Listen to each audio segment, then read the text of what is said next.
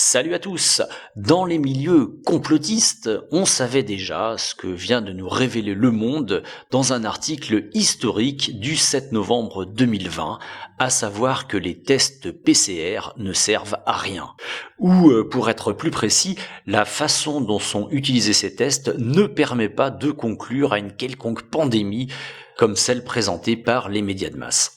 Et alors, voir aujourd'hui Le Monde, qui est quand même un journal bien inféodé au pouvoir profond, reprendre à son compte cette information, c'est extraordinaire. On peut dire que c'est peut-être le début de la chute de cette mascarade. En tout cas, on peut l'espérer, et je vais donc vous lire des extraits de cet article historique. Covid-19. Des biais amplifient artificiellement le nombre de cas positifs et faussent la perception de la gravité de l'épidémie. Le dépistage des cas de Covid-19 sans évaluation de la charge infectieuse est un non-sens épidémiologique, alerte le vétérinaire Patrick Guérin et le médecin Didier Sicard dans une tribune au Monde. Simplissime excessif. Pour déterminer ce taux, NDLR, le taux d'incidence, les autorités sanitaires s'appuient sur le test dit RT-PCR.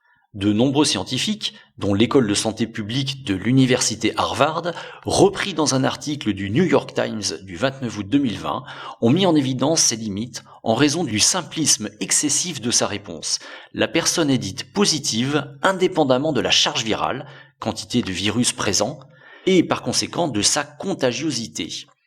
La présence de fragments de SARS-CoV-2 dans les fosses nasales n'entraîne pas automatiquement la maladie ni la contamination.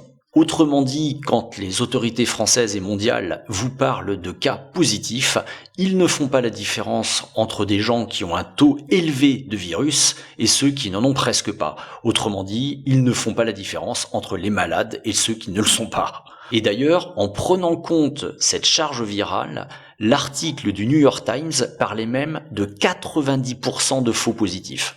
Voilà, donc je ne sais pas si vous prenez la mesure de ce que je suis en train de vous dire, mais à partir du moment où un journal comme Le Monde, qui est quand même bien inféodé au pouvoir profond, se met à dévoiler la mascarade, c'est peut-être que toute cette clique corrompue doit être en train de se dire que la révolution n'est pas loin, que des têtes vont tomber, et par conséquent ils essayent peut-être de sauver la leur.